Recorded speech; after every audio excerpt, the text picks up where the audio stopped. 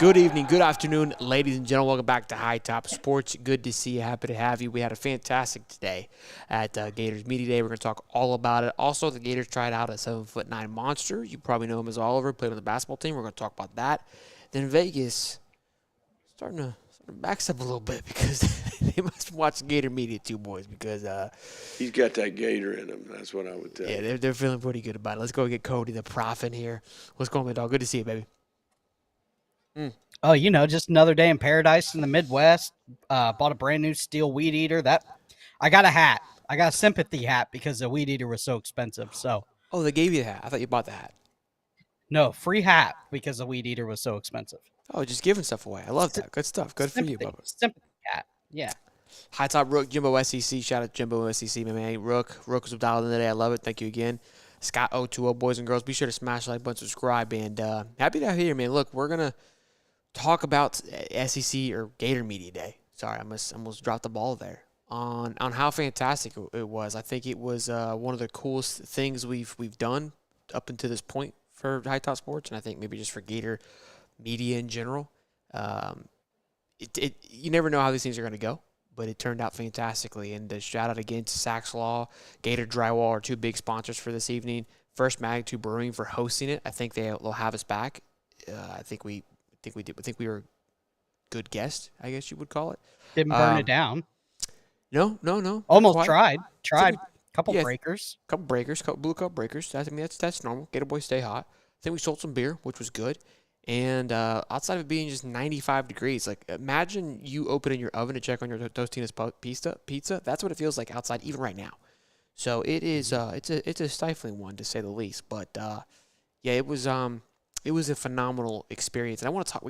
So much to talk about. I mean, we got the pleasure to interview Jaden Woods, Trayon Webb, Jacoby Frank Gore Jackson, and then DeBron Hampton, which was a phenomenal interview. DeBron Hampton was a wide receiver, or is still currently, but played with DJ at Willis High School. Was a walk-on, and we saw great clips from him last year, just making fantastic plays and being electric, and earns a scholarship just a couple days ago, which we found out Corey broke. So shout out to him. Get to talk to him, and I kind of talked to him after the fact. I go, look, man, you obviously have a phenomenal connection with DJ. How is he? Who's getting that type of connection right now? And Aiden Mizell was the name that came to him. He goes, look, man, you've seen it already. You saw it at the Sanford game. You saw it at the Georgia game a little bit. This was DeBron Hampton, mind you. Tell me this. Phenomenal young kid, too. Phenomenal young man, I should say. And I go, look, there's obviously a lot of panic that there wasn't a lot of reps and repetition happening because of his shoulder. Like, do you feel like that's a concern? And he's like, no, everything's fine. So, I mean, obviously he's playing, but that was good to hear a wide receiver say that. Yeah, for sure. It seems like as many kids that you have interviewed, there's never been one that you're like, kind of question marks. Everybody has just been so down to earth and just great interviews. It's just like the quality of kids that we're recruiting. Yeah, again, we go back to what Nick was talking about, like, great men, great football players. That was kind of what was the same vibe that rang true today, like interviewing all of them. Just the fact that they showed up, and we're on time and ready to go and gave us their time, and we're very humble and appreciative of the questions and answered the questions really well. Like you can kind of just go up there and kind of just run through the questions, but they were excited to answer them, which was really cool. I mean, I feel like we could have talked all day, which was great. Trayon Webb, boys. Cody. Juiced. Unit. Jaden Woods. Yeah. Unit. I don't know if it was Jacoby that said it or Trayon. I asked one of them. I go, who's fun to run behind? Like you're just like, yeah, me and this guy about to eat. Guess who he said? I don't know if you heard it. Did you hear who he said? I bet nobody in the chat can even guess who it was because this man gets so much. Is it one of the possible first round draft picks and Slaughter or It's not. So we got another dog on the offensive line? Confirmed. Which Stephen Harris, we already knew. The big guy? We already knew that he was. You guys just didn't know. Is he a road grader, big guy? Maybe Damian George. Maybe a guy that transferred in from Damian Alabama. George. DG, baby. He's The a Nick unit. Saban Alabama, too. The Nick Saban, Alabama, absolutely. Look, I think right tackle, he was just not playing his right position. He was a unit last year at that right guard position. And I think there's going to be some major upgrades going into this year as well with that right guard position as well. Who said that? We asked who's the strongest on the team. Somebody asked that question, and because we obviously are just getting off that past week where they all hit their PRs and really kind of just are at the end of their strength and conditioning. Because remind you, we've talked about this. Tyler Miles is the head coach from January till now. And there's obviously a little bit of a break between that spring practice, that spring period. But Tyler Miles is the head coach. He is the only one that can have true connection, if you will, with these guys and kind of manage them from certain times. I don't know all the rules. So he is the head coach, which we've talked about how important it is to have a good strength and conditioning coach that you can trust in to maintain that level of intensity, that level of focus and drive that you as a coach want to maintain. You got to pass the buck off to said Tyler Miles. So this was kind of their last hurrah, and then they have this little week, and then next on Tuesday we get back to busting some pads. But they were talking about who the strongest guys are. And yeah, it's the offensive lineman, no question. Jake Slaughter, they said, was the strongest dude, and then Barber behind him, which is, I mean, you love to hear that. But at the same time, like you hear, we haven't heard much because of all the other noise from all the other players that are posting their clips. So that was exciting to me. I didn't see a Jake Slaughter lifting or Austin Barber lifting weights. No, sir. Silent one just lifting all the weight, apparently. The boys like the G and lasagna, they keep it close to the vest. They understand what's up. They're just blue collar dudes. I mean, they didn't even know they had to make a Hayes announcement that they're coming back. I mean, they didn't even have a clue. Yeah. They're like, hey, I didn't know that was a thing. Both of them. Yeah. So that was cool. Let me read some super chats here really quickly. We got Jimbo SEC, who I was able to meet today. Says, great turnout for High Top Sports. Bringing Gator Nation together before August. Stoked for the season. Spot the ball. Go Gators. Thank you, my man. Pleasure to meet you and the wifey as well. Kudos to you guys for making the trip, and I really appreciate it. Rob a little, $2. Mizell going to ball out. We'll surprise the country.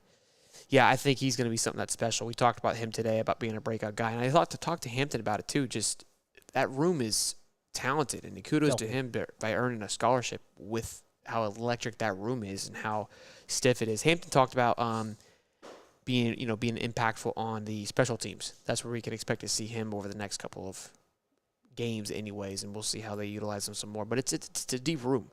It's a deep room.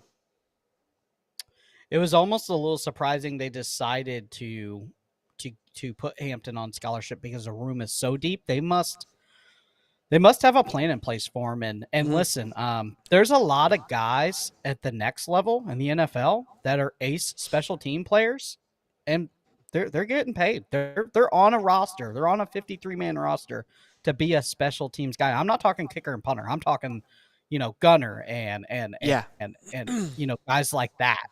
They might be a fourth receiver or a fifth receiver, but they're a punt returner, a gunner, which a lot of what we heard from Hampton today. So, listen, it's not always about running routes. There's other ways that you can star on a team. Rocco Underwood made ESPN's top watch out list. A guy that is a special teams ace. Dude, unit too. I love him. He's just a jacked special teams ace. Yeah, he was one of my favorite players last year. So I love his energy and his drive. But yeah, I mean, I'm trying to think of what else. Jacoby Jackson was great to talk to. Trayon Webb, man, I think he is going to be a menace this year. We haven't really seen him hit his full potential because of injuries. And we even talked about kind of like, hey, how do you handle knowing that you're going to be splitting the room? He goes, look, we know that when we all hit the field that we're going to be fresh and we're going to be ready to go, which was very refreshing to hear that they understand what their roles are. What was cool was Corey Silk asked him, what's their favorite player or favorite thing about the other player, Ball, and he asked Trayon what's his favorite things about Jacoby and Ball, and he said about Ball is the elusiveness, right? And I think Jacoby, I can't remember what he said about Jacoby, but what's cool is he said about Trey is that he's the smartest guy on the football field. Jacoby said that about him. Says that guy knows every play, what's going on. And I asked Trayon what's his favorite thing about him, and he's like, I love to just kind of basically get after it, guys. I'd love to pass block. I love to hit somebody. And I didn't know this, but him and Moss and Barber played together. And he goes, I love backing him up, supporting him on that left side. So, just his leadership was something else. You really could sense it just by talking to him. In a day and age where Trayon Webb could have went somewhere else this past year easily and went and got a starting job or a duo job, a 1-2 Thunder and Lightning. But it's sticking it out and doing it the right way. That's big because let's not forget Trayon Webb was a pretty highly touted kid when we got him out of I think where'd he come from? Jacksonville area. Yeah, Bartram Trail. No, that was Trinity. Sharif. Maybe it's Trinity. Yeah, TC. Yeah, Trinity. Trinity. Yeah. Christian. So it's good to see that kids are still willing to be good teammates and wait. And your time's gonna come. There's gonna be dinged up injuries, especially at running back. I mean, guy's gonna turn ankle or get stepped on or fall wrong, and you're gonna get some ball carries this year. And he even said it. He goes, last year you went from 4 solid running backs to 2 because him and Montrell went down. And I asked him about that too because he was a highly touted guy. Then he picked Florida, kind of like tricked Will Fong. So then he got knocked. He's like, I picked Florida. They took 2 stars away. And so I kind of asked him about that of like, you guys necessarily weren't the highest touted guys coming in, but yet you run like you're the 6-star dudes. All of them do. A lot of love for Jabbar Jaluk. So he's like a father figure, which is really cool to hear. And yeah, man, it just talking to them again and just hearing where their head was at. It just speaks to what we've been talking about, man. There's a mantra with these boys that I'm loving. What else do we got? Do anything else from today that you wanted to ask? Jaden Woods maybe getting a crack. Looks like it sounds like possibly he's going to get through fall, but sounds like the plan is for him that we might see him early and often. I think we interview. Will. Yeah, I think we will. I mean, you got to think about it. That those guys got a lot. I mean, think about who all played last year. The fact that Jack Pyburn and TJ Searcy can go elsewhere, right, and be a highly touted target, and we're still sitting here with Elgin McCray, Tyreek Sapp, and George Gums as like your 3 Arsenal dudes, and Cameron James. Yeah, like all those guys made impacts last year, and on top of the 2 that I just said, there's going to be some rotation, and Jaden Woods will be in it for sure. And he's obviously a unit, so he obviously looks the part, right? Yeah. What was crazy about Trayon, I said, because I interviewed him at the Swamp before he was a player. He was only a commit. It was like, I think the Utah game. I remember I was at because Steve was still on the show, and somebody brought Trayon Webb over, and we interviewed him at the Judd Davis tent, the Chris Dorian tent, and I remember Trayon was just a little kid, a little high school kid. He walked by me and I was like, bro, what happened? You're not the same cat that I remember, bro. Like, just juiced. Yeah, crazy. Tyler Miles might be the best thing that's ever happened to Florida football. I know that Coach Fitt kind of set the program, and that's what he's known for, to being a program builder. But I go back to when I think I sent it to you. It was like 4 years ago. Tyler Miles was on that staff, and there was a small lifting video, and they were talking about some guys that made some digressions, and you could just see it in Tyler Miles' face, like, dog, this ain't it. And the former strength coach was like, yeah, just if it gets any worse than that, let me know, but I think we should just keep on the same path for him. It just feels like the change and mentality has definitely affected Florida in a good way.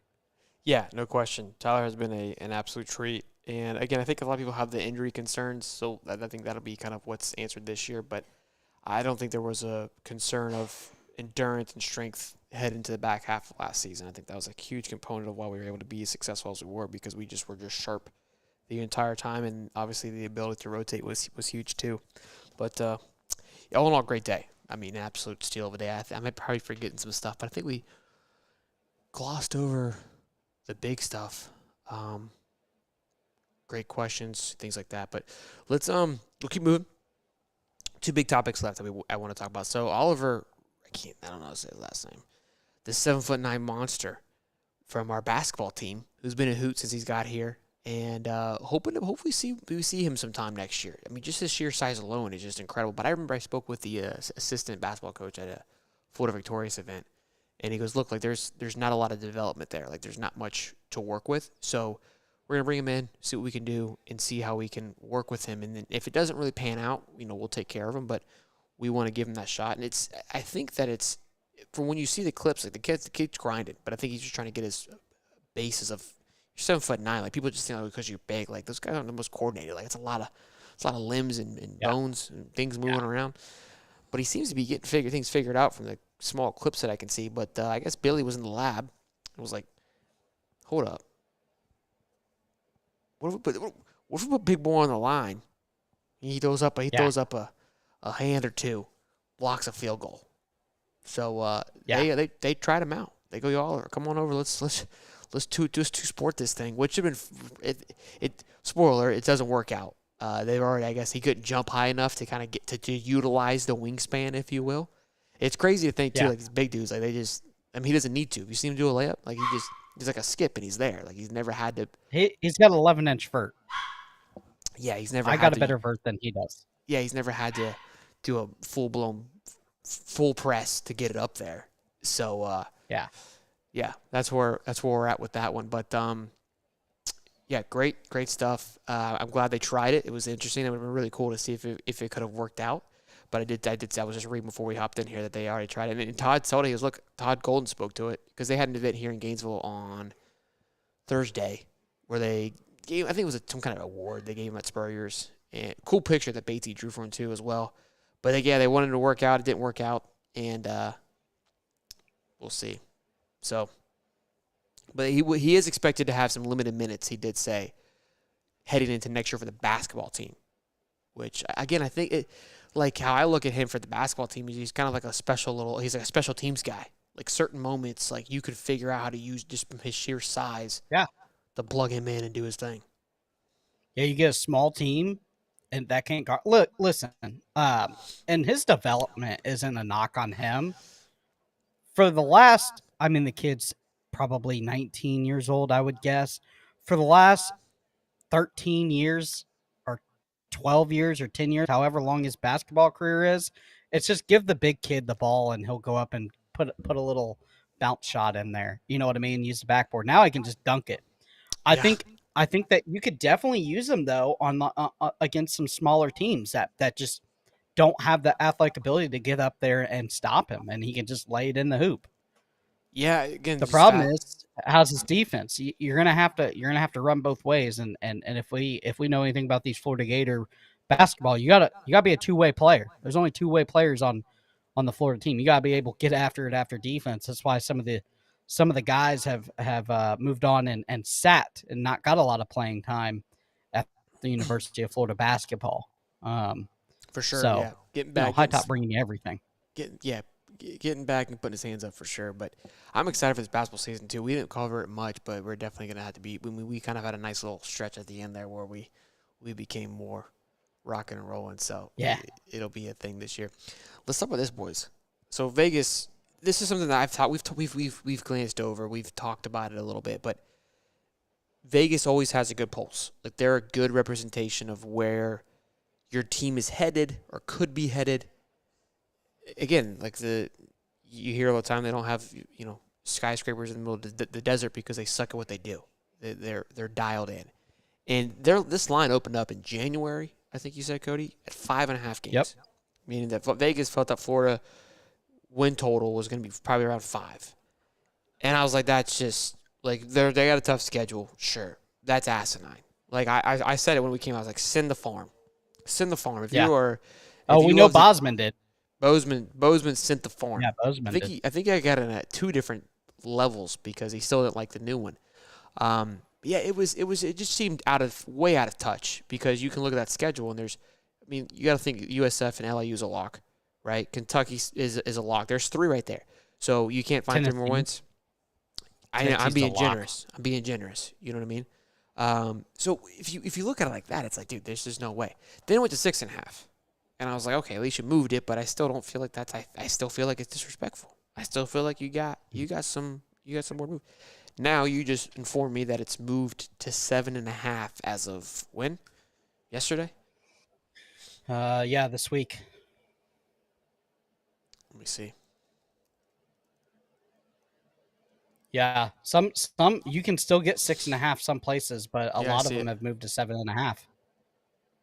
Yeah, about a week ago. Okay. Yeah. Which again, here's why I wanted to bring up. Why we want to talk about it, because it just continues. It's just another notch in what we've already been saying. Which, again, I understand that we come from a biased perspective of it, and so it's the reason why I get excited about it is like, okay, like it's not just us drinking the Kool-Aid. It's not just us just like kind of spitballing and saying it because we're in it, and it's very easy to get persuaded and believe. Like everyone else is probably, it takes a little more time to get caught up, and so this is coming off of the back of SEC Media Week, which carries a ton of weight, which impacts rankings. A ton of noise comes from this because, and I realize this, they all get together, all the SEC media guys and all the insiders, they all exchange notes. What are you hearing? What are you seeing? What's going on? It goes like that Dorian interview is spot on to what happens. When Dorian comes out and he goes, I've been watching, what I'm seeing is this line looks like an Alabama and Georgia-esque line. Those comments is what get people going, okay, what else do they got? Well, hold on. Yeah. You know what I mean? And so they keep hearing every room is filled. I mean, it's nasty. Wide receiver room, filthy. Running back room, filthy. Offensive line, filthy. Two possible picks on the defensive line coming into the NFL draft, filthy. You know, the only question is, can Moore stay healthy on one side, and who's going to bat the other, Dijon or Cormani? I mean, we could see a realistic spot where Vegas goes 8.5 come opening game. I mean, that would be huge. I think another game swing in 30 days is going to be tough. I think this is the line. I think this is what it'll die at. Now, obviously, it'll move once games get played. At that point, it doesn't matter anymore. There's data, so it's much easier to pick and choose. But I guess. I mean, there's a lot of practice that the practice fans and everybody that media gets to go to.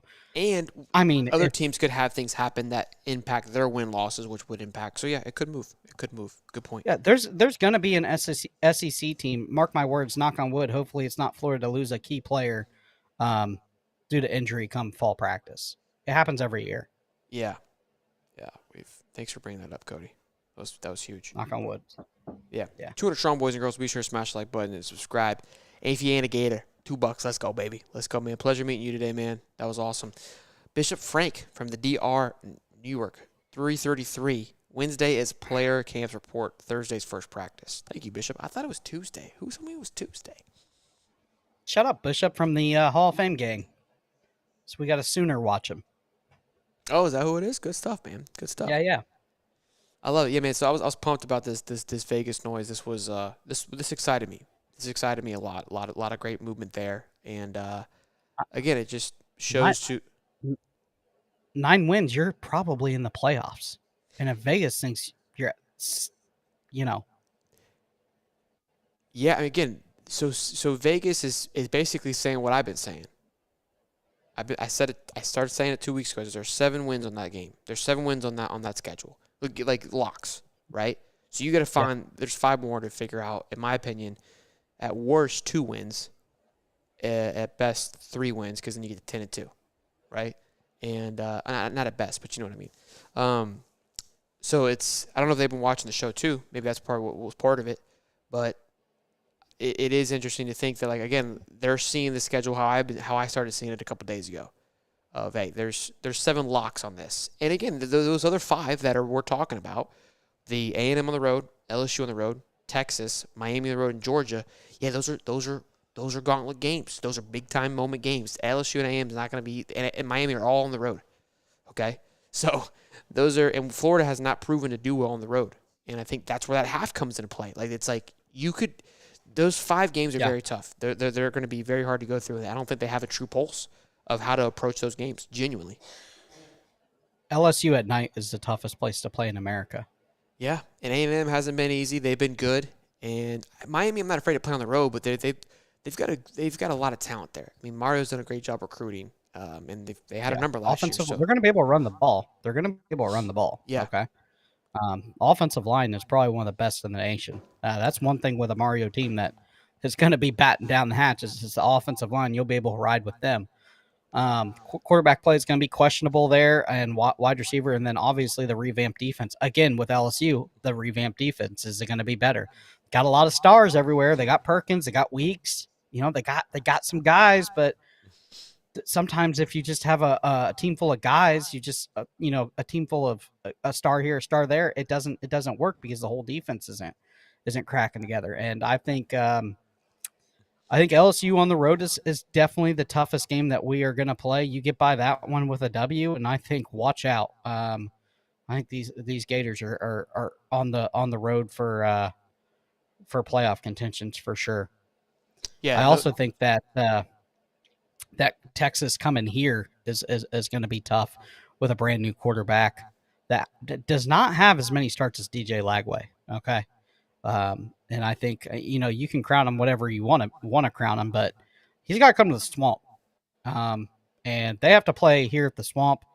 And it's DJ Lagway has plenty of time at the Swamp, at the starting helm during big games. It's not like he's been playing, FIU or University of Louisiana Monroe or University of Phoenix, like some of these other quarterbacks. Like the guy's been through the gauntlet. And then another thing is Georgia is the arms race to Georgia. Florida has either caught them or surpassed them this year. We talk about it every year. The arms race of talent to Georgia. We've caught them or surpassed them this year. It's just one of those games that you've lost 6 years now in a row, 7 in a row. So you gotta. It's a mental game at this point. Can you get over the hump? That's what has to be answered. Yeah. In a couple of weeks. Well, boys, talent-wise, give me Florida. Yeah, on paper, 100%. Wouldn't you say? No question.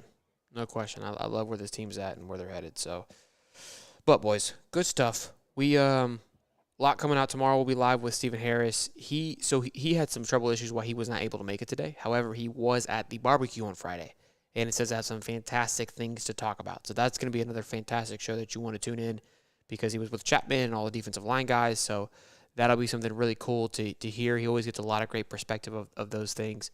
And then Saturday, there's the first practice at the Swamp, open to Florida Victorious members. I will not be making it, but I think Cam will be there, so we're going to try to get him on that day. I'm going to get with him so we get boots on the ground to get some coverage. So we're not going anywhere. We're just ramping up here, boys. It's football season. We've been saying it for quite some time, but y'all smash the like button. Kudos to Saxlaw, Gator Drywall, those guys that sponsored today's event, First Magnitude Brewing. It was it was great because of how great everyone was. Everyone that came out that supported it was cool to see them be receptive. I don't know what anybody expected, how it intended it to be, but I was talking to this man named Clifford from Haiti. Shout out Clifford. Shout out Zach. Shout out Alex and Chrissy. These are people that I was able to meet. Dan, that flew in from Texas. I'm trying to remember his name. Ivan and his kid, Oliver. Who else? I'm trying to get better with names because it means a lot when you guys come up. One, that you guys showed up, but two, also come and say hi. SEC Jimbo, I already said. SEC Jimbo, yep. Yeah. If you ain't a Gator. Gator he came up. Yep, JB. Yep. Oh man, there was this gentleman that came up to me and was talking about. I can't remember his name. It kills me that I can't remember his name, but he told me Jack '. I'll tell the story. He'll know it was him. But he told me, he's like, yeah, I remember I came across your YouTube channel, and you said, how tall is Dallas Wilson? Doesn't matter. And he started playing 6 foot, 7 foot, 8 foot. He's like, no matter what you do, I'll always remember for that moment. So that was cool. Because that was like 6 months ago. That was like 70 months ago that happened. And for him to remember that and know that he sang the song to me was pretty funny. But, yeah, shout out to everybody that came. And then huge shout out to Corey and San Miguel for kind of pitchforking this thing, rallying this thing up, and then Gator Dave for being it was like a group project at school. Like he was the responsible one, that kind of brought the picked up the pieces around It was a good group, man. We all kind of came together. Like everyone kept telling me when I was talking to them, it's like, man, you guys, it's fun to listen to everybody. Like everybody brings a certain thing to the table. It was kind of what we did with this group project. Like everybody had their weight, and we all kind of carried it in its own little way, which was cool. Shout out to Rook. Shout out to Rook's mom. Got to see her again, and his girlfriend. I met her. I think Jessica. Met her. Shout out to Jess. Shout out to Rook. He was a huge help. Swolder as well. I hope I'm not missing any names, man. Jason from our Hall of Fame. Jason, Hall of Fame podcast. Yeah, he was all over I think you guys got a little golf thing, maybe possibly coming. Yeah, we got a golf thing on Tuesday. I'm pumped. He interviewed me while we were there, and I doubled down. I was like, "Look, you're gonna get absolutely toasted. I'm not concerned at all. Like, I'm not even trying to be facetious at this point. You're gonna get worked. It is what it is." But yeah, man, good show. The fans make it. Make it. No question. Incredible fan base. Glad that some people got some stuff too, which is really cool to see. But well, y'all be good. Smash the like button. I appreciate y'all as always. We'll see you tomorrow live at 8:05. We'll do the same thing once again. Peace, Cody. We'll see you guys later. I ain't got no music tonight, boys. Different soundboard.